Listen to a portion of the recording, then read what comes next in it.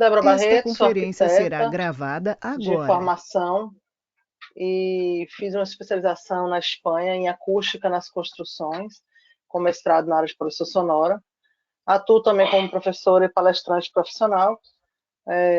Lecionei na graduação por 8 anos. Atualmente eu me dedico a coordenar cursos de pós-graduação de conforto ambiental e sustentabilidade e leciono em cursos de pós-graduação em todo o Brasil.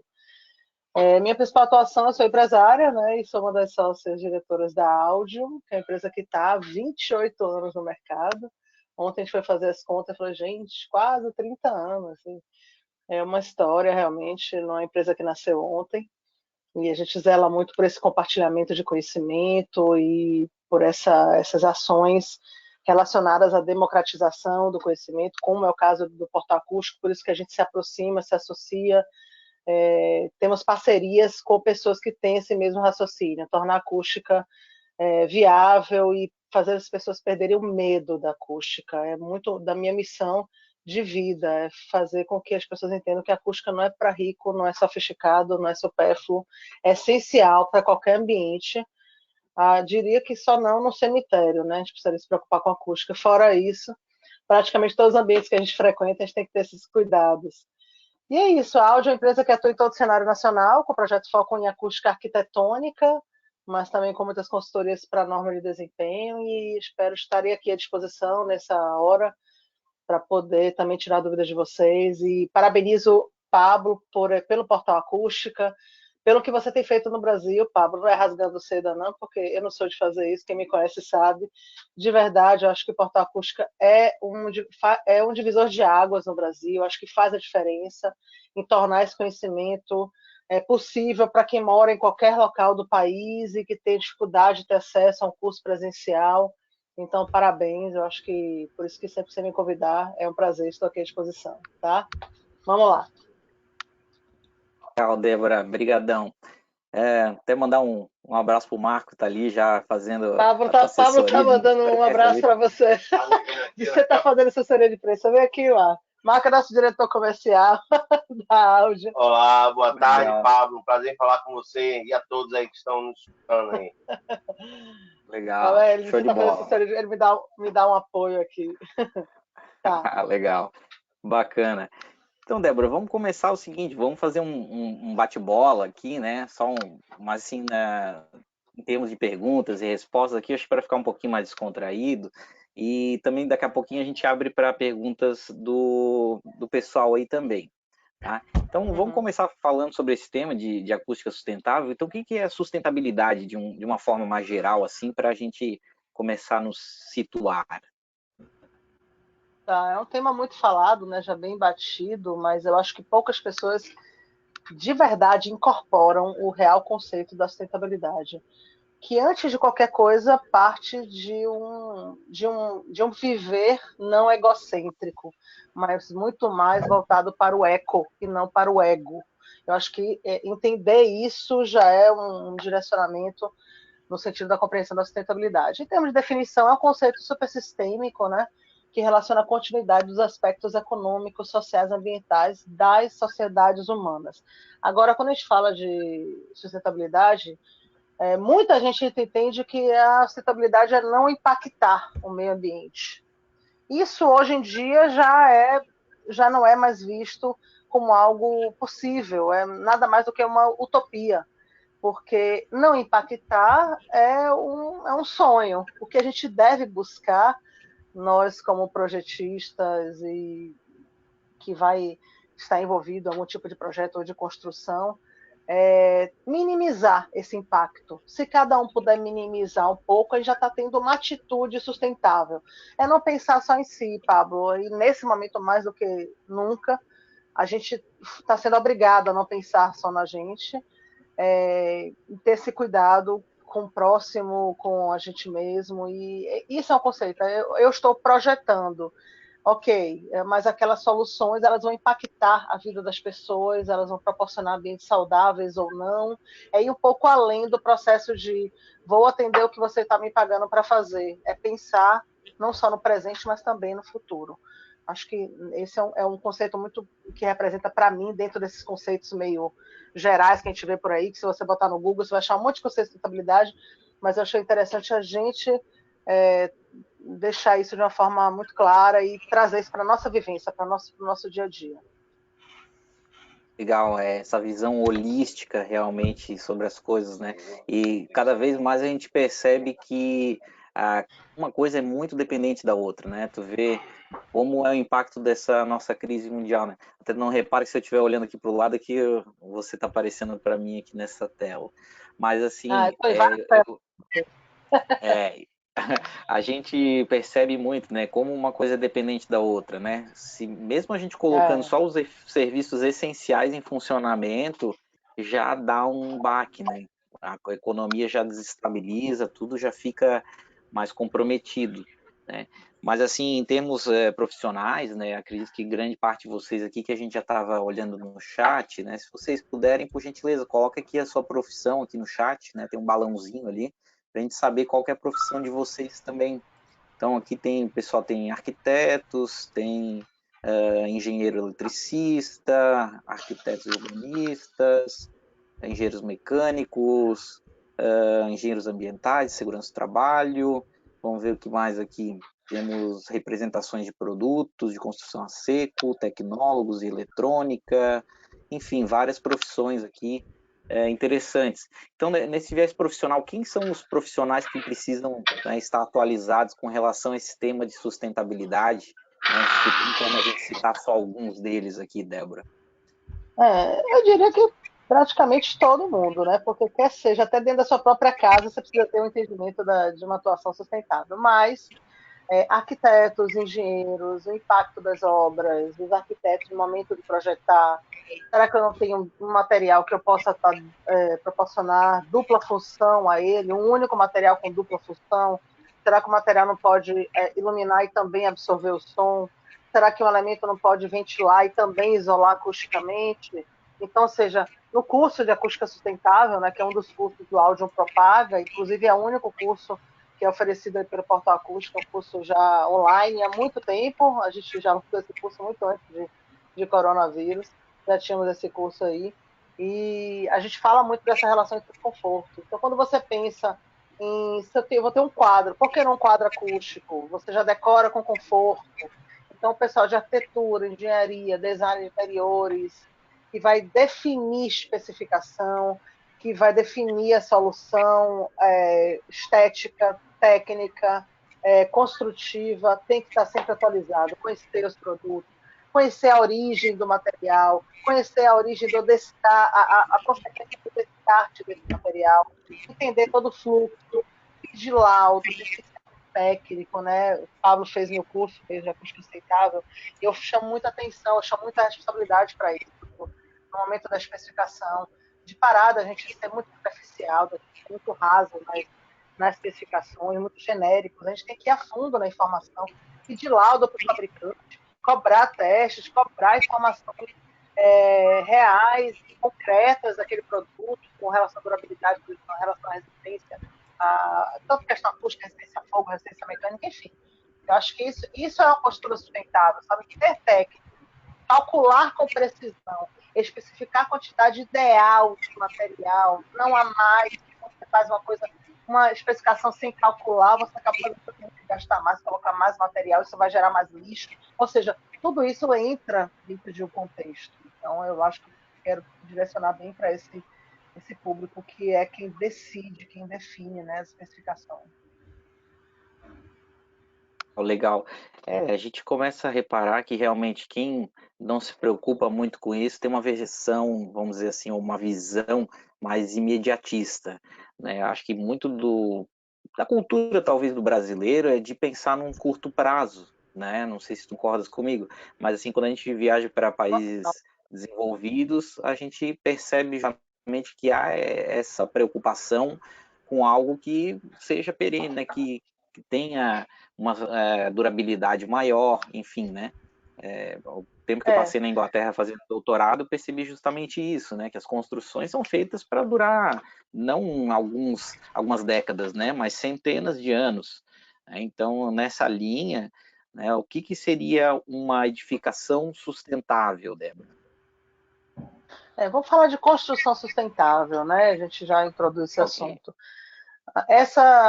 Quando a gente fala em construção sustentável, a gente tem que pensar, antes de qualquer coisa, em entender bem o que é conforto. Conforto está relacionado à qualidade de vida. Conforto está relacionado com proporcionar o mínimo de impacto no entorno. Quando eu estou falando de conforto, eu estou falando de conforto térmico, lumínico, acústico, antropodinâmico. É você projetar, aproveitando a iluminação natural, entendendo a origem do vento, coisas que a gente aprende na faculdade, mas que depois muitos arquitetos esquecem, porque ficou muito fácil projetar quando você fecha tudo, liga o ar-condicionado, acende a luz, entendeu? Só que o mercado não aceita mais.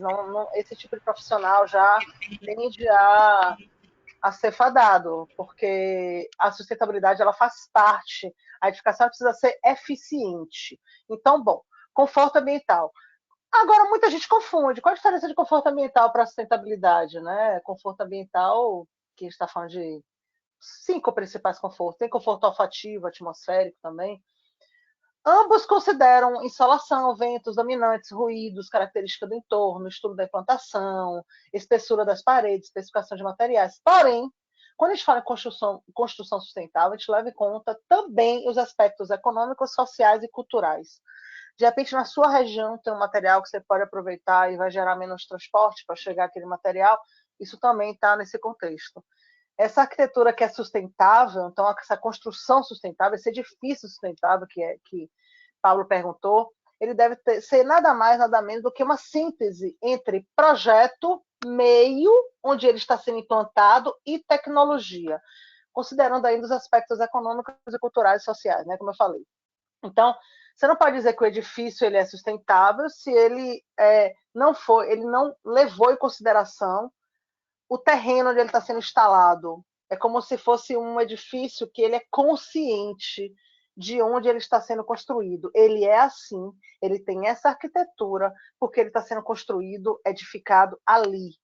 Se esse edifício for para outro terreno, ele vai ter que ter uma outra arquitetura e uma outra solução, porque a conjuntura como um todo, quer seja de ruído urbano, quer seja de impacto solar, né, de energia solar, da questão térmica, vai ser diferente. Então, essa edificação que ela é sustentável, para ela ser considerada sustentável, ela tem que ter uma relação direta com aquele local que ela está sendo implantada e, principalmente, ela tem que proporcionar ambientes saudáveis. Quando a gente fala de conforto, a gente está falando de qualidade de vida, de saúde. Então, gente, desde quando saúde é chique, é sofisticado, é supérfluo? Saúde é o mínimo necessário, é básico para todos nós, independente de classe econômica. Então, a gente precisa entender que, quando eu penso em edifício sustentável, estou nada mais, nada menos do que adequando o edifício àquele uso, preparando ele para aquela finalidade, proporcionando ambientes saudáveis. Então, não desassociem, porque não tem a ver com aquele conforto, que aquele estigma da palavra conforto, que muita gente associa, né, aquele conforto que é o supérfluo. Não! É o mínimo necessário para ter qualidade de vida. Sempre que eu falar conforto aqui, vocês vão entender nesse conceito, tá? Realmente estudar, preparar, adequar aquele ambiente para aquele uso, para que as pessoas realmente não fiquem doentes, porque as edificações estão deixando as pessoas doentes. Isso é um fato. Triste, mas porque as edificações elas impactam negativamente a vida das pessoas. Problemas de projetos, problemas de especificações e problemas construtivos proporcionam doenças fisiológicas e psicológicas dos moradores. Infelizmente, essa é a constatação e a gente precisa refletir sobre isso, sobre nossa real responsabilidade, sabe, diante do ato de projetar. Não é simplesmente ali escolher material e pensar na questão estética, é uma responsabilidade muito grande, porque quem vai habitar, quem vai trabalhar, quem vai convalescer, quem vai estudar no ambiente que você projetou, ele vai ser impactado. Com certeza ele vai ser. Pode ser um impacto positivo, pode ser um impacto negativo. Depende muito do que você proporcionar, do que você solucionar, né, no seu projeto. E isso parece ser ainda mais crítico nesses momentos que a gente está em isolamento social, né? Que todo mundo está dentro de uma edificação, basicamente, né? Então agora a gente sente os efeitos disso na pele, né? Se você não ficava muito tempo na sua casa, agora você está ficando, está observando a quantidade de ruído que tem durante o dia, né? Se você ficava no seu escritório, talvez o seu escritório fosse muito ruidoso também e chegava em casa estressado, não sabia por quê. Então, são vários ambientes aí que a gente tem que começar a observar isso. Não só por estar ficando mais velhos também, né, Débora? Porque às vezes a gente pensa, mais velhos que precisam de mais conforto. Claro, a gente vai afinando o nosso requinte aos poucos aí, né? Não, a gente vai ficando mais Nosso conforto vai consciente. sendo necessário. Mais conscientes, claro, também. Uhum. Com certeza. E essa consciência, na verdade, quando a gente entende que aquilo nos proporciona um impacto negativo, muita gente entende que você se incomoda com bobagem, né? E eu estou acostumada, a gente ouve muito isso, porque como a gente não vê o som, a gente às vezes não dá o devido valor ao impacto que ele causa no nosso organismo. Eu garanto a vocês que o nosso sistema nervoso ele nunca se acostuma ao ruído, nunca. Você está gastando energia para se proteger daquele ruído, mesmo que você não perceba, mesmo que você esteja plenamente adaptado, né? Aquele adaptado entre aspas que eu falo, né? Não sei se está dando para ver aqui, mas aquelas aspas aqui do dedinho, que é aquela falsa adaptação que você acha, mas não, você está gastando energia. Só que esse efeito ele não é a curto prazo, gente. A não ser assim, um efeito que são muito próximo de um trio elétrico, você pode ter uma perda auditiva permanente e tal. Mas o efeito desses ruídos que a gente fica exposto e se acostuma, 65 decibéis, 70 decibéis, a gente começa a levar um pouco o tom da voz e resolvi o problema, né? Consegui me comunicar, falei um pouco mais alto e tal. Só que isso a médio e longo prazo, o seu organismo ele vai cobrar de você, vai cobrar e vai cobrar de verdade com doenças que às vezes você não associa ao tempo de exposição que você ficou no ruído, diante do ruído. E, inclusive, as doenças do século estão associadas à exposição do ruído, que a gente está falando de depressão, ansiedade e estresse. Então, tem muito estudo sobre isso. O curso de acústica de escritórios, a gente mostra muitos dados. Você sabia que 40% da produtividade, comprovado cientificamente, ela cai se você trabalhar em um ambiente inadequado acusticamente. 40% da sua produtividade. Você trabalhou 10 horas e, na verdade, produziu 6 horas.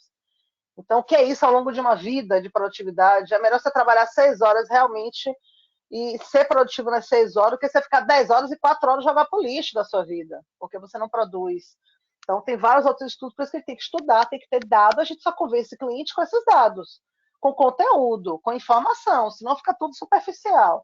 Então, por isso que a gente tem que fazer sempre cursos e buscar pesquisas, ler artigos. A gente tem na áudio grupos de estudo, né, semanal, que a gente se reúne e apresenta artigos científicos. Hoje na áudio temos 4 professores universitários, a gente tem essa dinâmica de ler, de compartilhar conhecimento toda semana. Tem a situação que acontecer, se for esperar não ter o que fazer para estudar, enfim, não vai estudar nunca. Então, assim, a gente tem que esperar, tem entrega de projeto, não tem nada que faça a gente não parar, não vai ser ficar de 1 hora e meia por semana que vai morrer o mundo. Então, tudo é caixa de prioridade, fica essa dica para vocês também, se tiverem empresários aqui, crie esse sistema, porque se a gente consegue, com o volume de projeto que a gente tem, qualquer empresa consegue, tá? É só você criar essa sistemática. Legal. Até acabei meu doutorado e já consegui engatar mais alguns cursinhos online nessas últimas semanas aí, porque senão a cabeça vai ficando para trás, né? Nunca parar, não pode parar nunca. É isso aí. E voltando nesse tema aí das edificações sustentáveis, né? Vamos dizer assim, na questão de certificação, então, quem que garante, né, que a certificação deve estar realmente, né, adequada em termos de sustentabilidade, né? Como certificar uma edificação?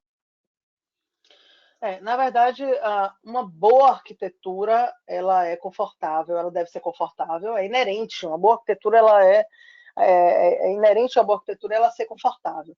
E ela ser sustentável também, agora mais do que nunca. Mas existem alguns selos que é como se atestasse e confirmasse que aquela edificação é sustentável. Não quer dizer que as que não tenham selo não sejam boas. Você pode ter excelentes projetos e arquiteturas extremamente sustentáveis e confortáveis que não têm a certificação. Mas a certificação é interessante porque, além dela testar, ela gera algumas isenções fiscais, tem uma série de benefícios que pode acontecer, e isso torna uma comunicação mais forte com o mercado. As pessoas começam a valorizar, entender, porque existe muita mídia nesse sentido. E as certificações, elas começaram no Brasil muito mais focadas na questão térmica. Inclusive, a gente tem ainda alguns selos aqui, o selo azul da Caixa Econômica, o selo Procel, Edifica, que valoriza muito mais a questão térmica e lumínica. Mas temos duas certificações muito fortes, que já está sendo bastante, inclusive a primeira edificação com certificação LEED do Nordeste, foi um projeto que a gente fez aqui em Salvador, e o primeiro shopping da América Latina com certificação Aqua foi o Shopping Rio Mar de Recife, que foi o projeto que a gente fez. Então, a certificação Aqua e certificação LEED são duas certificações que elas valorizam e elas exigem que tenha conforto acústico para que você possa certificar. A certificação ela funciona com pontuações, né? Cada coisa que você implanta no seu projeto, você vai pontuando e depois tem um somatório e vai definir qual é o tipo de certificação. No curso a gente apresenta isso com mais propriedade, mas principalmente a certificação Aqua tem para escolas, para escritórios. Então, se não tiver questão, você não comprovar que você está tendo, vai ter conforto acústico em termos de condicionamento, em termos de isolamento, você tem que dar uma série de dados, preencher um monte de formulário, de resultados do que você está projetando, você não consegue certificar. Então, as certificações ambientais, elas entendem de que um edifício não pode ser sustentável se ele não tem conforto acústico. Isso faz parte de uma edificação sustentável, porque, como eu falei, é saúde, qualidade de vida. E a educação, o LEED também, cada vez mais, já está entrando com alguns conceitos bem fortes de acústica e faz toda a diferença. Então, as certificações ainda estão mais voltadas para grandes empreendimentos, mas por isso que a gente sempre reforça, né, de que independente de certificação, a edificação ela precisa ser sustentável, independente dela receber esse selo aí. No final tem certificação por projeto, tem certificação por obra, e enfim, tem várias etapas aí nesse processo. Aqui tem uma frase legal até que eu separei aqui, eu queria ler para vocês. O empreendimento sustentável, ele parte da boa arquitetura, que promove o convívio harmonioso entre as pessoas, em um ambiente saudável, confortável e de baixo impacto, independente de certificações. Então, não precisa ter certificado para ser sustentável, nem para ser um ambiente confortável. Mas as certificações, elas são interessantes e é isso aí. Legal. Bom, quem já trabalhou com selos, enfim, de sustentabilidade, algum tipo de certificação ambiental, coloca aí no chat para a gente, né, a sua experiência, enfim, seria interessante entender um pouquinho do que vocês já trabalharam nesses aspectos, tá? Vão colocando as perguntas aqui no chat que eu vou trazendo aqui para a Débora, tá? Bom, então, o dever, então, dessa edificação sustentável que a gente estava comentando, então é um dever basicamente de todos, né, Débora? Não só do projetista, né? Então depende de toda uma cadeia produtiva, né? Aí tem na obra, vem desde o fabricante de material, né? De ter os laudos, de ter seu produto, tal, que tem de gerar menos lixo, desde gerar menos lixo na própria fábrica, e tem todo o processo, até distribuir. O Brasil é um continente, né, gente? Então, assim, se a gente fala uma fábrica que só tem uma cidade do Brasil, isso até chegar, às vezes, de frete aqui para Salvador, parece que está indo para a China, porque às vezes dobra o valor do material. Você tem um material acústico em São Paulo é 150, chegar aqui 350. Então, ou seja, já se a fábrica se diversificar, tiver uma em cada região, você começa a ter isso de forma mais acessível, mais viável. Está acontecendo isso muito no Brasil, graças a Deus, fabricantes de materiais acústicos têm aberto fábricas e linhas, nem que seja de estoque, em vários locais do Brasil, isso tem ajudado bastante. Aí vem para projetista, especificação, aí chega na parte de orçamento, né, de definição até da empresa que vai fazer a obra também, avaliar se essa empresa tem esses cuidados, se essa empresa tem essa atenção nesse processo, e a obra em si, né, Pablo? Descarte do lixo, gerar uma obra organizada, uma obra planejada, uma obra, ela gera muito menos resíduo, ela é uma obra que ela flui muito mais, então e durante a obra tem os impactos também de ruído, tentar minimizar. Hoje de manhã me ligou um cliente muito querido, que ele está preocupado com o ruído do batistaca, que ele vai começar uma obra agora, e agora as pessoas estão em casa. E ele está preocupado com as pessoas. Imagina aqueles batistacas mais antigos, né? Que é uma tortura. E aí ele perguntou: o pessoal pode embargar minha obra? Tal? Ele fez algumas perguntas, eu esclareci algumas coisas para ele.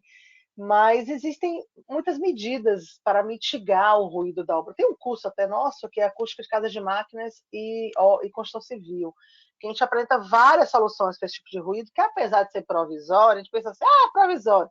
Gente, um provisório pode durar 2 anos, 3 anos. Então, assim, é um provisório que vai deixar a pessoa doente. Então, assim, não é um provisório de uma semana, é uma coisa que realmente é muito tempo.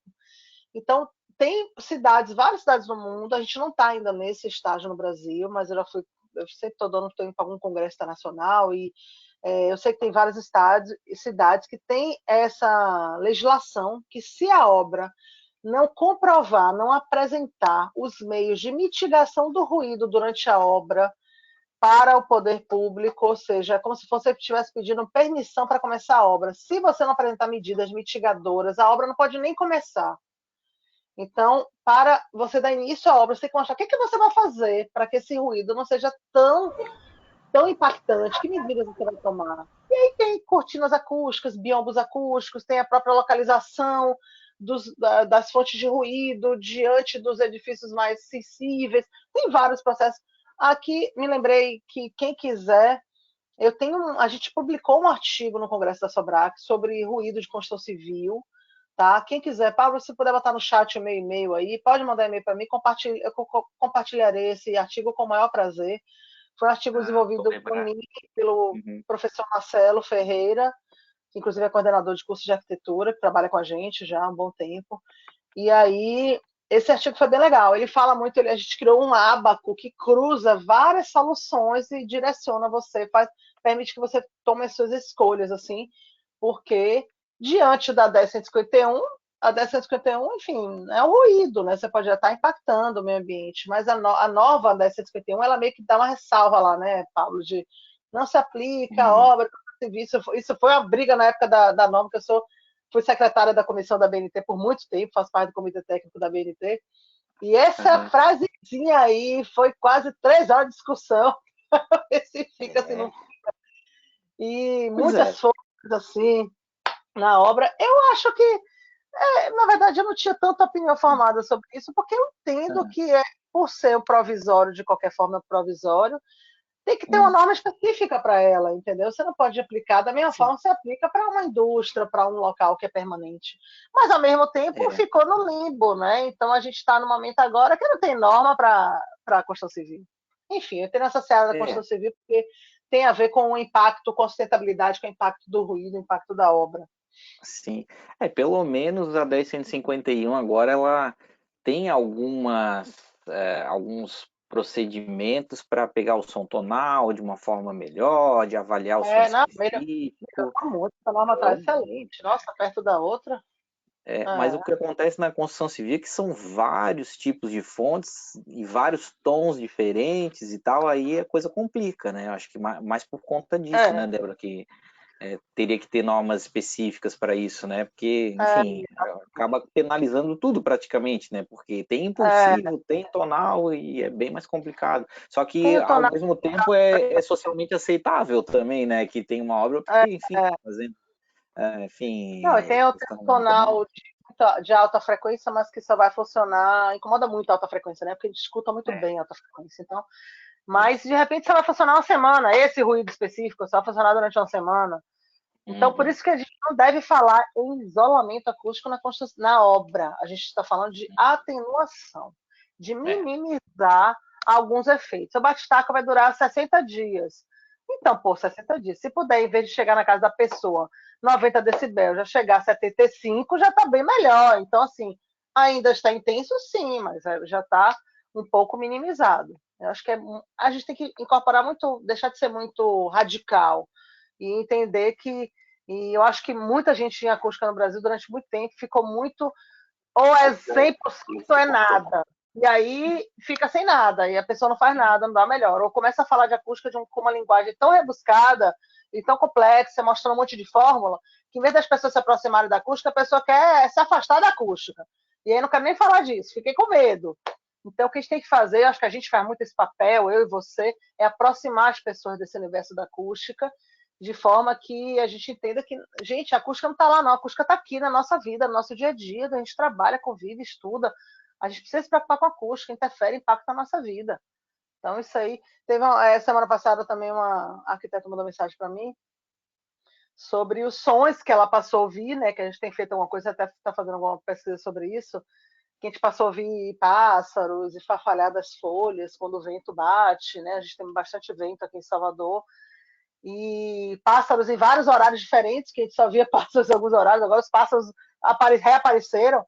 Mas também tem os sons ruins que você passou a ouvir, como, por exemplo, seu vizinho. Então, ela falou que tem um vizinho que toca determinado tipo de música todo dia no mesmo horário. Ou seja, ela não estava em casa, ela não ouvia, ela nunca se incomodava.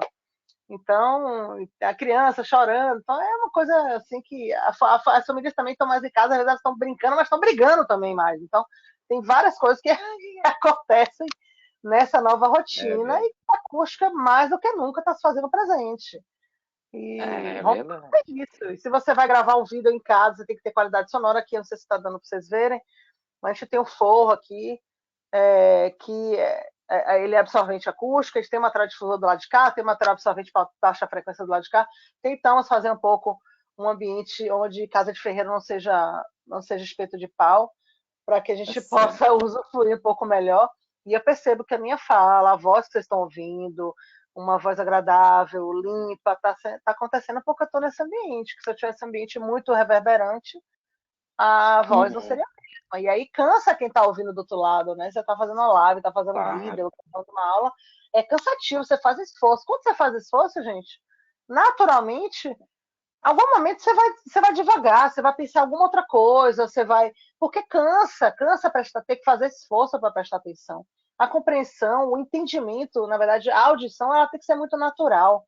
Em ambiente que não está adequado, acontece isso. Aí cansa, a pessoa dispersa. E aí, também, outro dado importante, comprovado cientificamente, a gente perde 15 minutos, a média de 15 minutos, para voltar ao mesmo estágio de concentração que você estava, se você, por algum motivo, tiver alguma dispersão. Isso em ambiente de trabalho, né, escritório, é bem crítico. E em residência, o filho, você está concentrado fazendo projeto, aí o filho chamou, alguém gritou, a moça que trabalha em sua casa, a sua secretária, fulana, qual é o almoço de hoje e tal, você já desconcentrou 15 minutos para voltar para a concentração. Então, se você vai trabalhar home office, se isso vai ser uma coisa mais constante, recomendo cuidar da acústica desse ambiente para que você possa produzir mais e não ficar tão cansado no final do dia. Tá? Tem coisas positivas e coisas negativas, mas que dá para se adequar. Legal. Já puxasse aí o gancho para a questão de materiais acústicos, né? Uma coisa interessante que eu aprendi no teu curso foi justamente aqui eu, por exemplo, estou numa varanda que eu fechei aqui, né, e tal, em casa, e aí transformei num home office, né? E o teto eu coloquei também umas espumas aqui de melamina, né? Já deu uma modificação bem interessante. Eu percebi, né? E assim, agora tô até de janela aberta e tal, já percebi que reduziu também com a mobília e tudo, né? Já reduziu bastante o ruído assim de fundo aqui desse ambiente, né? Então, uma coisa que eu aprendi que foi interessante do curso da Débora foi justamente essa questão dos materiais acústicos nas fachadas também, né? Enfim, quando você tem uma sacada, algo do gênero, que também pode influenciar nessa questão, né? De como está chegando depois o som dentro da sua casa. Então, quem não fez ainda o curso de acústica sustentável, né? Acho que vale a pena conferir, principalmente por essas questões, né? São detalhes, às vezes, de projeto que a gente não está atento e nunca viu falar, enfim, né? E no fim das contas acaba dando 2, 3, 5 decibéis ali que de repente já é o que tu precisavas para ter um conforto legal dentro da tua residência. Mas aproveitando esse gancho dos materiais acústicos, né? Qual que seria então os critérios, né, para um material acústico ser sustentável, Débora? Eu acho que a gente precisa separar um conceito bem aqui entre a diferença entre um produto ecológico, um produto verde e um produto sustentável, né? Que também faz bastante confusão. Vou falar principalmente do ecológico e do sustentável. O produto ecológico é aquele que é feito com uma preocupação com a biodiversidade. Por exemplo, uma região que tem uma árvore que a folha naturalmente tem uma renovação muito rápida da árvore e aquela folha ela cai bastante, acaba gerando aquele entulho e aí vem um artesão e pega aquilo que já caiu, que você está, inclusive se você entulha muito a árvore, às vezes ela até para de crescer, porque você deixa de respirar. Então você tira aquele entulho, aquela folha que já caiu, mas que está bonita ainda, e fez com que a árvore respirasse e crescesse ainda mais forte. E com aquele material você consegue gerar um produto que pode ser usado na questão da decoração e que pode ser usado na questão acústica. Esse é um material ecológico e que tem vários tipos, tá? No Brasil tem com fibra de bananeira, tem com fibra de dendê, tem com fibra de coco, tem vários estudos maravilhosos. No curso eu mostro bastante isso, essas possibilidades com referência. Em Belém do Pará, na Universidade Federal do Pará, tem um monte de pesquisa assim, desenvolvida por Alcione, pelo professor Gustavo, sobre essa questão. Então, são materiais ecológicos. Ok. Mas existe um caminho até esse material ecológico realmente poder chegar a uma escala em que nós, consultores, possamos especificar. Isso passa por um processo de prezar pela qualidade, tem que fazer testes, tem que fazer análises do produto. Então, esse produto ecológico ele pode se transformar em um produto sustentável, mas ele pode ficar só ecológico e ele fica na escala um pouco menor ali da região, daquele local próximo, tal. Então, quando a gente fala em produto sustentável, ele tem que ser durável, ele tem que ser resistente, ele faz parte de todo um ciclo. Então, a gente está falando já de indústrias, né, que produzem materiais sustentáveis. Esse material sustentável ele pode ou vir de um resíduo que foi reciclado, ou ele não veio de um resíduo que foi reciclado, mas ele não gera muito impacto no processo de fazer esse material, mas depois ele é reciclável, ele consegue voltar para a indústria. Então, ou seja, são duas formas de você analisar. Tem produtos acústicos que são sustentáveis, que são reciclados e recicláveis. Tem alguns que são só reciclados e que depois não podem ser recicláveis. E tem a grande maioria, inclusive, eles são recicláveis depois, mas eles não vêm de matéria-prima que foi reciclada, como, por exemplo, uma garrafa PET, um resíduo de pneu, tal. Tem produtos, mas a gente consegue... Então, ou seja, para o produto ser sustentável, ele não tem que vir de um material que foi descartado. Mas se ele gerar pouco impacto no processo de fabricação, isso for bem controlado, tal, e depois ele tiver um processo de gerar pouco lixo, ele for reciclável, a gente pode considerar ele também um produto sustentável, tá? Então, eu acho que a gente tem que entender bem esses conceitos para não ficar falando besteira por aí, dizendo que um é sustentável, que outro não é sustentável, porque um veio de um produto, outro veio do outro. Agora, claro, eu como consultora, eu gosto de pensar, quanto mais coisa abranger, melhor. Então, se é um produto que também vem de uma matéria-prima que seria descartado, para mim tem um peso maior, assim, para mim é mais interessante, como, por exemplo, a lã de PET, né? Mas cuidado com as lãs de PET que tem no mercado, já que estamos falando desse assunto, tá? Porque a lã de PET tem as lãs de PET de marcas que tem testes que foram feitos, tem esses laudos, e tem um monte de lã de PET de fundo de quintal aí, que pega fogo e que está gerando, aí uma lã de PET pega fogo e as pessoas generalizam, né, que a lã de PET pega fogo. Não, aquele produto ou de marca tal, às vezes nem tem marca, mas a lã de PET, você olhando a cara, é muito parecido. Mas, gente, tem que ter muita responsabilidade. Volto a falar, tem que pedir laudos, tem que trabalhar com fabricantes sérios que tenham esses dados para poder você especificar com segurança. Então, conheço lã de PET, produtos que são resistentes ao fogo, que tem todos os testes de laboratório. Então, é isso aí. E a lã de vidro, que muita gente conhece também, é um material que gera pouco impacto no processo de produção. Não é tanto impacto, é um material que ele pode depois ser reciclável e resistente a fogo também, mas não é porque a lã de vidro é resistente a fogo que a lã de PET não é. Depende da lã de PET, tá?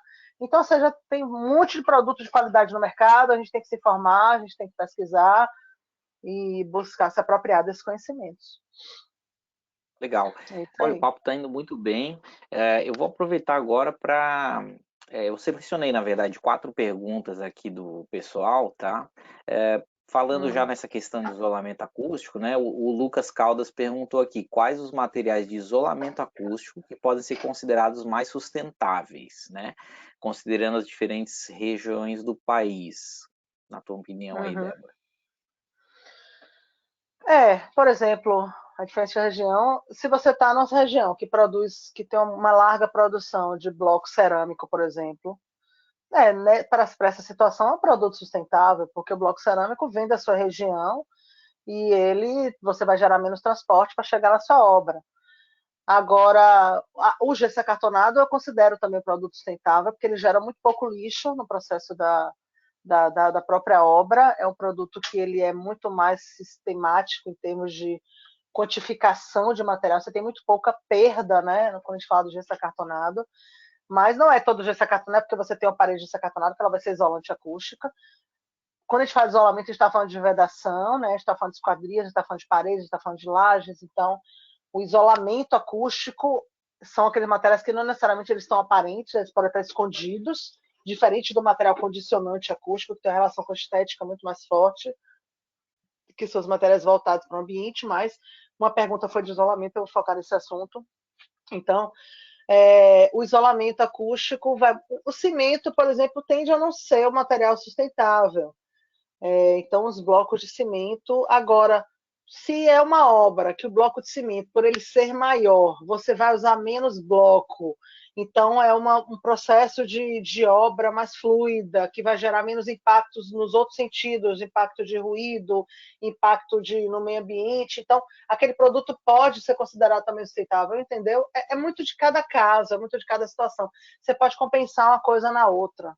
Não tem a receita de bolo, dizer esse não é. Pode ser para aquela situação ele seja, para uma outra situação ele não seja. A gente tem que realmente se questionar, se perguntar. De repente, é o que tem o melhor. De repente, aquela indústria de bloco cerâmico que tem na sua região emprega muitas pessoas e pessoas locais. Lembra que eu falei do contexto social, do contexto econômico? Isso também pesa na questão da sustentabilidade, gente. Não é só o produto em si que eu estou pegando, é todo esse contexto em volta, essa questão, esse impacto positivo que pode estar acontecendo. Agora, pode ser ao contrário, pode ser aquele produto que venha de material reciclado, por exemplo, e aí no merchandising, né, é que eu chamo de greenwashing, né, aquela propaganda, meu produto vem de lixo que transforma em produto, e você... mas lá na fábrica emprega, as pessoas praticamente trabalham quase que a situação de escravidão, não são respeitadas, as pessoas têm uma jornada de trabalho insalubre, ou seja, tem gente de segurança do trabalho aí que participando que eu sei, ou seja, esse produto deixou de ser sustentável. Não é porque ele veio de material reciclado que ele vai ser sustentável se ele causa esse impacto negativo social. Então, a gente tem que entender como é que esse contexto está. Eu visito muita fábrica, Pablo, eu não sei se no Brasil alguém visitou mais fábrica no mundo de material acústico do que eu. Eu gosto de visitar fábrica, eu faço questão, eu pergunto, toda essa questão de logística interna, de respeito, de visão da empresa, de relação com os funcionários, eu gosto de entender muito isso. Então, visitar a fábrica, e as fábricas no Brasil, eu sei que elas são muito abertas à visitação, gente, pode sugerir, propor, elas vão receber vocês, agenda. Nunca tive dificuldade de visitar uma fábrica, mesmo quando eu comecei minha carreira, que ninguém me conhecia, todas as fábricas estavam de portas abertas para mim, então eram poucas no Brasil na época, tinha umas 3, 4, e eu fui na cara dura, bati na mão, dava e-mail, e eu sou de uma empresa aqui em Salvador, tal, gostaria de marcar uma visita, tal. Claro, fui para São Paulo, tal, então visitei. Hoje é mais fácil, hoje as pessoas convidam a gente, né? Mas a gente, quando a gente quer, tem que ir com a cara e com a coragem. Aí você vai e faz as perguntas do material e entende essa questão social. Isso é muito importante. A gente não pode deixar passar esse impacto na vida das pessoas que trabalham, que estão se relacionando com aquele produto que você está especificando. Show de bola, Débora. Aqui o pessoal estava me comentando no chat que talvez a tua imagem esteja virada, né, por conta do celular. Para mim, ela redimensiona automaticamente. Eu não sei se isso aconteceu para mais alguém aí. Vamos ver. Fica melhor, Ó, fica mim, melhor assim? pode ser que fique para algumas pessoas, não sei. Mas enfim, para mim tá no mesmo. Tá? Deixa eu ajeitar aqui que não tá vê... torto. Aí. Mas tá ótimo. Então tá. Pronto. Bom, aproveitando agora esse gancho para o conforto acústico, né? O Juliano perguntou o seguinte: na NBR 15575, de desempenho acústico, né? Que fala sobre isso, contemplaria totalmente o conceito de conforto que você está abordando também? Tá. Dá para a gente fazer um webinar só sobre aqui 575, que é muita coisa. Mas deixa eu ver se eu consigo ser bem objetiva. A norma de desempenho, ela tem, né? Se você está por dentro da norma, você deve estar sabendo que ela tem requisitos mínimos, intermediários e superior. E quando a gente fala de requisito mínimo, você está, teoricamente, você está atendendo a norma de desempenho. Mas eu posso falar com muita propriedade para vocês de que esses valores mínimos da norma não representam conforto, tá? Principalmente o ruído de impacto. Então, assim, a gente tem uma norma que aceita 80 decibéis para ruído de impacto. Nenhum país no mundo não chega nem perto desses 80 decibéis para ruído de impacto. É verdade. E eu nem cito fora do Brasil, eu tenho vergonha desse valor, é sério. É uma coisa assim, é tão disparate que não dá nem para a gente comparar. Mas a gente entende que a norma precisava passar por essa fase de transição. Porque até então, gente, ninguém parava para pensar em acústica quando projetava edificações residenciais. Então, ou seja, a gente precisava ter parâmetros um pouco mais ameno para que as realmente incorporadoras pudessem inserir isso no seu processo de desenvolver um projeto, né? Como parte uma das consultorias que precisa. Então, nessa revisão, vai ter uma revisão agora da norma, não sei se esses valores a gente vai conseguir ter força suficiente para mudar esses valores. Esse valor de 80 decibéis entrou na norma para que pudesse ter um parâmetro para Minha Casa Minha Vida, tá? Eu também participei ativamente das reuniões da norma de desempenho. E seria para aquela situação da laje zero. Então, tipo assim, vou fazer uma norma para poder atender uma coisa que já se faz. Não é vou fazer uma norma para apresentar realmente os confortos como devem ser.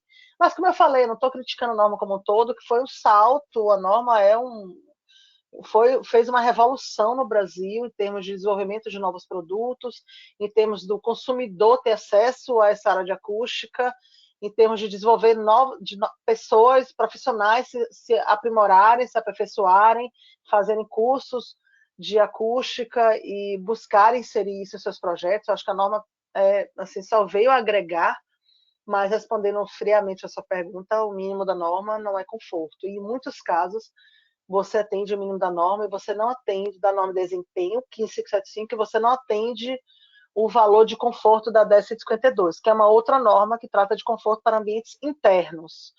Então, essa norma desde a década de 80, que temos no Brasil, de 1987, acabou de ser revisada, e essa norma ela é citada na norma de desempenho, ou seja, a gente tem uma norma que, teoricamente, ela estaria atendendo também a outra. É como se o requisito da norma de desempenho fosse para poder atender ao parâmetro de conforto da 1052, mas nem sempre é isso que acontece. Então, nós, como consultores, a gente na áudio tem que atuar de forma muito responsável e não tão robô assim na consultoria da norma. Vou atender norma de desempenho, ok, cheguei aquele número, calculei, o engenheiro às vezes tem aquela coisa do número, né? Mas eu preciso proteger o meu cliente, eu preciso informar ele. A gente dá uma aula, a gente é muito didático na apresentação e a gente faz questão que ele entenda aos riscos que exigem, a decisão é dele, mas os riscos que existem pelo fato de estar atendendo 80 decibéis para um mínimo. Então, você pode atender o mínimo para a fachada, mas atender intermediário na parte do isolamento de ruído de impacto. Já é um grande avanço. E aí cabe a cada consultor também conscientizar, né, o seu cliente, porque é tão fácil, é tão tranquilo você conseguir atender o intermediário, basta você inserir no seu sistema construtivo alguns elementos e não é nem um bicho de 7 cabeças.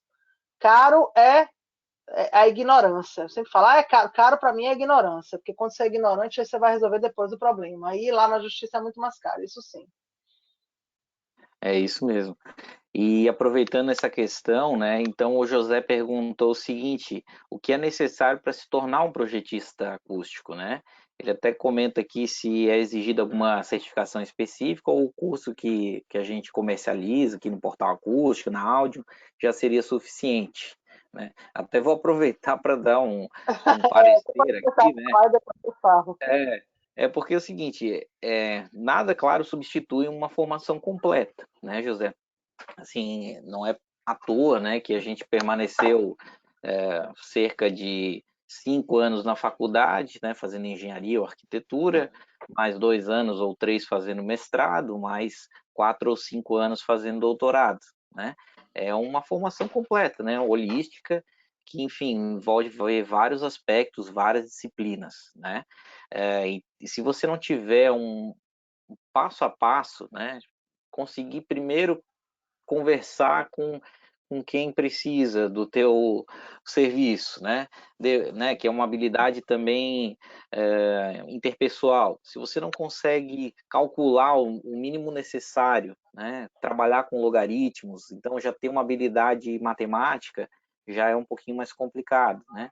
Se você não consegue desenvolver uma escrita compreensiva, né? Que seja de forma consultiva, já também é um complicador. Então, tudo isso se adquire em um período longo de estudo, trabalho.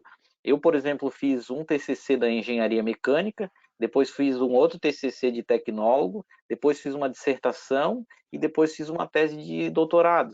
Então, hoje, assim, eu me sinto mais preparado para redigir um laudo técnico, para redigir uma perícia, né? Mas claro que num curso de fim de semana, ou enfim, mesmo que seja durante todo o período de uma quarentena, vai ser muito difícil você conseguir redigir um documento técnico, né, utilizando de toda a argumentação e de toda a bibliografia, né? Então, só para dar um parecer assim, é claro que os cursos, esses de formação complementar, eles te dão uma visão mercadológica, né? Não sei se a Débora compartilha da minha visão, mas é para você se inserir no mercado, para você começar a trocar ideias com as pessoas, né? E nada substitui uma formação mais sólida, né? A gente tem alguns atalhos, então a gente quer oferecer isso também, né, Débora? Alguns atalhos para que, enfim, você não precise passar por todo o sofrimento, talvez, que a gente tenha passado, né? Mas assim, se você enfrentar um pepino pela frente, né, procure quem realmente tem uma formação sólida, né? Tem. Agora vocês estão no paraíso aí, vocês que estão ouvindo, porque tem porta-acústica, tem áudio propaga, porque na nossa época não tinha, não. A gente tinha que começar do zero. Mas Lendo é inglês, isso aí. Os cursos. espanhol, né? Nem livro tinha em português, tá? A gente tanto que para estagiar na áudio, a primeira exigência era falar inglês, ler inglês fluente. Falar e ler, porque os livros a pessoa fica 1 ou 2 meses estudando para depois começar a trabalhar, começar realmente a produzir alguma coisa. Enfim, eu acho que tem universo, tem que, primeiro, respondendo bem objetivamente a pergunta, tem que gostar muito de estudar e tem que focar, direcionar a sua carreira, tá? A acústica é uma área muito técnica, é uma área que exige muitos cálculos, muita simulação, muito estudo e investimento em softwares. Então, se você não tiver um foco direcionado, você vai ficar um curioso sempre. Os cursos Audiopropaga são cursos complementares, são cursos de 4 horas, temos 20 temas de curso, lá no nosso site tem os cursos da gente, e tem esse curso aqui que a gente oferece no Portal Acústica, que é a Acústica Sustentável.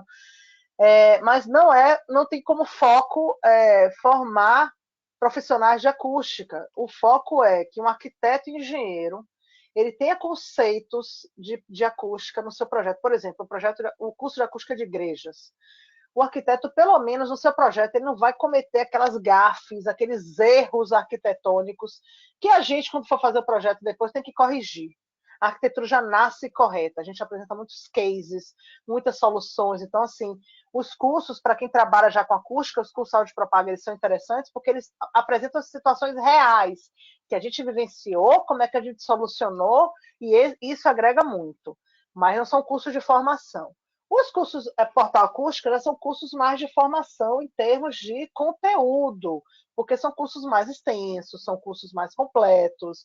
Então, se você quer ser consultor e quer trabalhar com acústica, acho que os cursos Portal Acústica te abrem portas maravilhosas assim desse universo, até para no final você parar e decidir, não, é muito técnico para mim, ou não, é isso que eu quero para minha vida, sabe? Eu acho que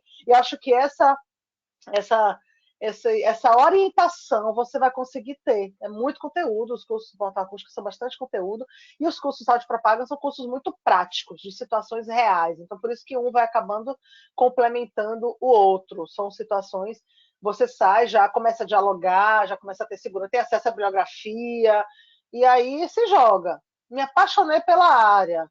Fui mordida pelo Zika acústica, né, que eu costumo brincar, né, porque a acústica, quando a pessoa ama, ela ama.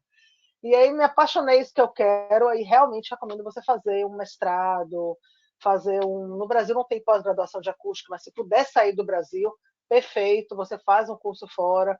O curso que eu fiz em Madrid, na Politécnica de Madrid, hoje esse curso é mestrado, eu fiz como especialização, foi concentrado ele em um ano, mas hoje esse curso de especialização específico não tem mestrado, mas tem na Politécnica da Catalunha, em Barcelona, tem um curso de pós-graduação de acústica à distância, tá?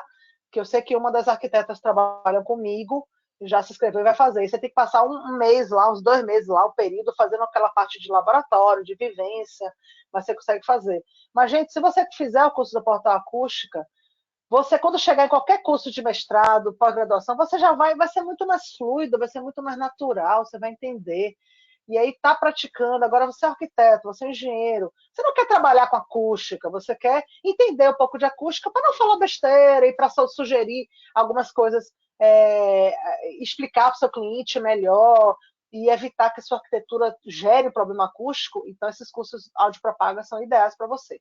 Foi com esse público que para esse público que a gente direcionou, para arquitetos e engenheiros que não necessariamente vão ser especialistas em acústica, mas querem entender de acústica para poder proporcionar ambientes mais saudáveis, mais confortáveis. Então, acho que isso aí eu recomendo, mas tem um monte de mestrado, inclusive gratuito no Brasil, né, em faculdades, tem que realmente estudar bastante. Não é, a acústica não é uma área para você fazer como uma segunda opção, sabe? Eu trabalho com, não sei, eu sou músico profissional, músico às vezes gosta muito de acústica, né? Ele é músico, a profissão dele é músico. Ah, mas eu vou fazer aqui ali, eu vou fazer um projetinho de acústica. Não dá, gente, vai ficar superficial, você não vai conseguir aprofundar. Tem que ser, se ao contrário, sim, sou especialista em acústica, vou ser consultor de acústica, vou me aprofundar, faço mestrado e também sou músico. Aí é diferente. Você tem que escolher como carreira, como direcionar a sua profissão, porque, como eu falei, envolve não só estudo, mas envolve muito investimento em programas, em softwares, para que você possa ter uma segurança do que você está propondo, tem que gostar de cálculo, tem que gostar de física, de mecânica. Então, assim, para a gente, eu quando fiz a graduação, eu tinha muita dúvida na época do vestibular se eu ia fazer arquitetura ou engenharia, porque eu sempre gostei muito de cálculo, né, e matemática, física, mas o processo da criação também sempre foi uma coisa muito forte em mim. Então, eu me lembro que eu fiz até um teste vocacional, porque eu fiquei com essa dúvida, e fui para arquitetura, e fiz arquitetura junto com a administração, foram 2 cursos que eu consegui fazer em paralelo, e tanto que depois aí eu me encontrei em acústica, quando eu fiz a disciplina na faculdade, né, porque agora eu encontrei dentro de arquitetura uma área muito técnica, né, uma área onde eu consigo aplicar, justificar, defender tecnicamente, mostrar o resultado. Não é porque eu gostei, não é porque está na moda, não é porque eu acho mais bonito, não. Existe um porquê das coisas. E quando isso se associa com a questão estética, e aí eu estou no paraíso, né? Porque é o que realmente me realiza completamente, porque a arquiteta trabalhando com acústica junta as duas coisas, a técnica com a estética. Então é isso que a gente busca para o nosso cliente, é um grande diferencial que a gente tem na áudio, somos arquitetos trabalhando com acústica, então a solução da estética é uma coisa que é natural no processo de projetar. Então não só a acústica fica boa, como o ambiente fica bem mais bonito. Também a gente trabalha em parceria, pensando nessa questão. Vocês estão vendo aí, né, o curso de acústica sustentável, tem vários depoimentos também das pessoas, e fica essa dica, gente. Esse é um dos cursos um pouco mais teóricos, eu diria, esse de acústica sustentável. Tem bastante conteúdo, é diferente do curso de acústica de igreja, de acústica de escritório, de acústica de hospitais, clínicas, que são cursos com muitos cases, né, de soluções reais. Esse acústica sustentável foi um tema novo que eu introduzi no Brasil, depois que eu fui para o workshop na Suécia, e eu achei interessantíssimo esse tema, e comecei a me debruçar porque muita gente acha que você tem que escolher, né? Conforto acústico. Então, você não vai ter conforto térmico. Então, você não vai ter ventilação, porque para isolar acusticamente tem que fechar a janela. Será que só com a janela fechada que você consegue isolar? Não, tem várias alternativas, como pesquisas desenvolvidas aqui no Nordeste pela professora Bianca, pela professora Maria Lúcia. Temos combogós acústicos, temos peitoril ventilado, que permite que o ruído seja atenuado à medida que o vento entre. No curso a gente explica isso, eu mostro imagens, é um curso que eu mostro detalhe, você vai compreender esse elemento na sua arquitetura. Então, isso foi o que me moveu, assim, falar dos materiais, apresento um número muito grande de materiais que eu considero sustentável e porquê, de onde vem, de que ele é feito, as marcas, a informação está toda lá. Então, espero que isso aconteça e que vocês possam se apropriar desse conhecimento, né? Legal. Infelizmente nosso tempo já está chegando ao fim, mas quem quiser continuar, enfim, nesse tema, né? Temos mais 4 horas de conteúdo ali, né? Gravado pela Débora, uma aula magnífica, num espaço muito legal que foi gravado. Então, só para quem a está com gente algumas fez o lugar que a gente fez o dúvidas... projeto acústico, uma sala que tem projeto acústico, ficou bem legal. Lindo, lindo, lindo. Então, eu só queria pedir um favor para vocês, quem tiver a câmera aí, o webcam, liga a câmera só por gentileza, tá? Eu vou deixar quem quiser fazer uma pergunta, enfim, via áudio aí para a Débora também. Só levanta a mão aqui para mim, ou bota no chat, ou pode abrir mesmo o seu microfone. Se puder, por gentileza, só abram as câmeras aí para eu tirar um print screen aqui de todo mundo online, que eu acho que vai ser bem bacana. E aí a gente vai começar a conversar um pouquinho aqui sobre as dúvidas do curso e tal, mas eu botei o link aqui para vocês. Tem tudo aqui no chat, tem um link aqui para vocês terem mais informações, tá? Que legal, 50 pessoas, muito legal. Tipo de... bem bacana. Então, esse curso é destinado mais para arquitetos, engenheiros, enfim, quem tem uma necessidade de se reciclar profissionalmente, né, Débora? E entender um pouquinho mais desses conceitos em edificações.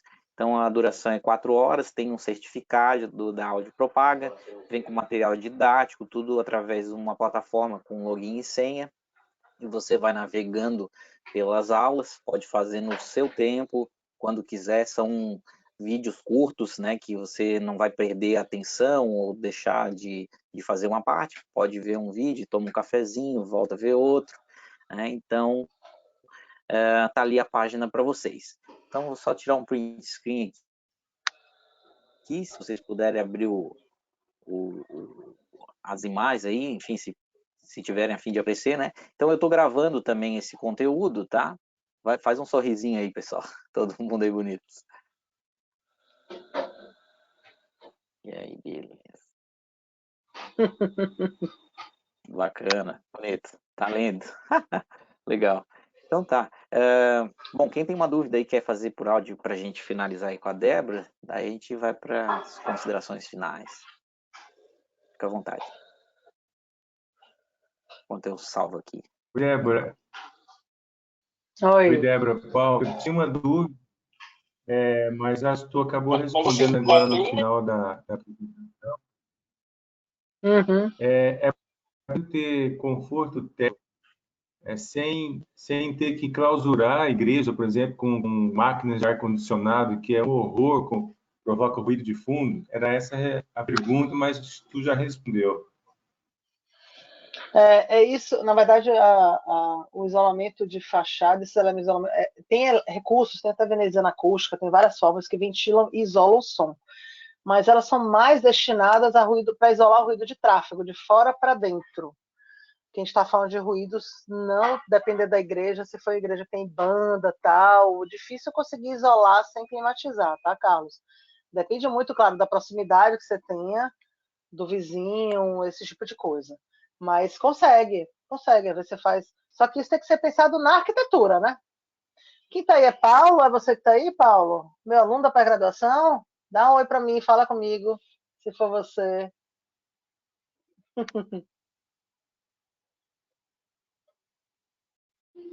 Acho que é ele mesmo. Tá, alguém tem mais alguma pergunta?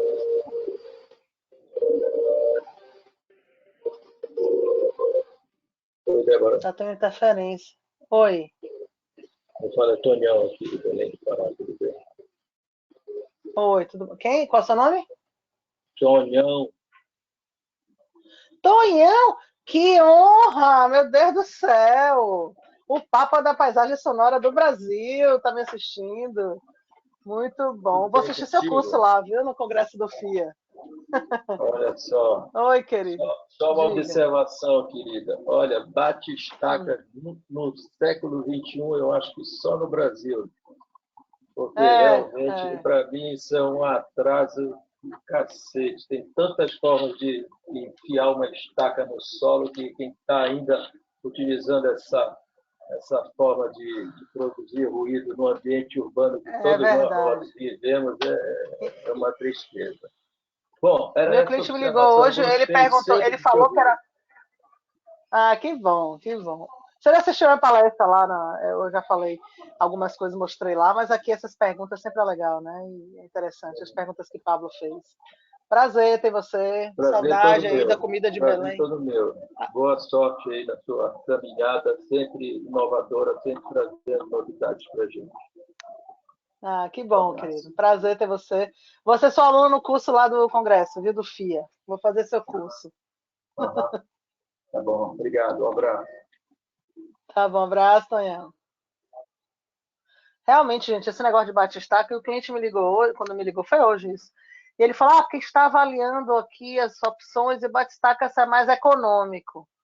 Então, ou seja, a gente vai tender para essa solução. Realmente é uma visão ainda. É que nem a alvenaria também, a alvenaria convencional, né? A gente realmente ainda está bem atrasado perto de outros países, porque a mão de obra é barata, as pessoas usam muito a alvenaria convencional e tem muito preconceito ainda com drywall. Então, porque às vezes o drywall é mal instalado, ele não tem. Não coloca, as pessoas esquecem de colocar banda acústica na parte de baixo, perde o isolamento, começa a furar muito para interruptor de energia, e aí o drywall que era para ser isolante deixou de ser isolante. Aí cria esse preconceito, drywall não isola som. Então, se for mal instalado, mal executado e não for bem instalado, realmente, depois tiver essas interferências, aí realmente, ou seja, no Brasil tem que treinar mão de obra para poder, às vezes a gente orienta a banda acústica, e o pessoal que trabalha com drywall, o que é banda acústica? Gente, a banda acústica ela chega a melhorar 5 a 6 decibéis de isolamento do sistema. Isso custa zero. Isso faz parte do sistema de drywall. Custa zero para você, cliente, mas faz parte do sistema. É um elemento que desacopla rigidamente o perfil da laje, das paredes. Se não cobrar, você não exigir, eles não vão colocar, porque é um processo a mais, né? Um trabalhinho a mais, é uma bobagem, um negócio de fita dupla face. A gente visitou uma fábrica levei a equipe toda para visitar uma fábrica de material de gesso acartonado, e a minha equipe fez o processo todo. O pessoal, os projetistas conseguiram executar, ou seja, não é nada difícil, tá? Então, ok, acho que é isso aí, né, Pablo? Legal, Débora. Bom Muito ver obrigado, vocês. viu? É ótimo Tá. falar contigo novamente. Queria estar aí nesse calorzinho de Salvador. Mas, enfim, obrigado. Fica o convite. Quem quiser conferir o portal acústica.info, tem muita informação para vocês. Parceria aqui com a Audium. Queria aproveitar e fazer um convite, quem ficou até agora, amanhã, quem for mais técnico, enfim, quiser conhecer um pouquinho mais sobre a norma 10151 e a 10152, né, as NBRs, a gente vai ter um webinar também, com uma mesa redonda, são 5 profissionais que vão estar discutindo esse tema, tá? Inclusive o Cris Dani também vai estar participando, Débora, lá com o pessoal. Ah, bem legal, que bom. Muito bom. Enfim, o coordenador lá da equipe lá que estava discutindo a norma, né? Então, eu vou ver se eu É um acho aqui o herói. link. Vou passar Não é aqui o nada link para fácil você. coordenar. Passa para mim também para eu soltar aqui bastante, divulgar, Pablo. Muito interessante isso. Inclusive, você vai ser professor do curso desse tema no Congresso do FIA, né? Que vai ter, Isso, que ia ser esse ano, a vou gente dar um adiou para o ano que curso. vem. Então, isso é muito Isso legal. mesmo. Então, quem não fizer ainda comigo o curso nesse semestre, provavelmente vai fazer no ano que vem, né? Nesse Congresso Ibero-Americano de Acústica. Então vai ser bem legal, assim, pena que não vai rolar esse ano, né? Mas, enfim, estamos todos preparados para isso. Agora mas vai ser aqui em Florianópolis. Então, todos convidados, pegar uma prainha aqui, eu acho que vai ter até um clima melhor, tá? Então, todos convidados a participar. Pode acessar lá o FIA2020.com.br e eu vou copiar aqui o debate digital que a gente vai ter, então, sobre a norma 10.151, 10.152, para vocês se inscreverem. Vai ser amanhã às 3 da tarde, tá? Então, deixa eu só copiar aqui, vou botar aqui no chat para todo mundo. Já temos mais de 122 inscritos, então, se chegar a 150 pessoas, a sala lota. Então, é melhor vocês se inscreverem já rapidamente, tá? E uma norma, a norma que fala de ambientes externos e outra que fala de ambientes internos, né? Isso é muito legal. É isso aí. Então tá, gente. Tá aqui no chat para vocês. Muito obrigado pela participação de todo mundo. Uma ótima tarde. E nos vemos aí do outro lado do portal, tá bom? Até mais. Um abraço. Sigam a áudio no Instagram, tá? Antes que não esqueça. Áudio acústica. Tem bastante conteúdo lá. Grande abraço para todos.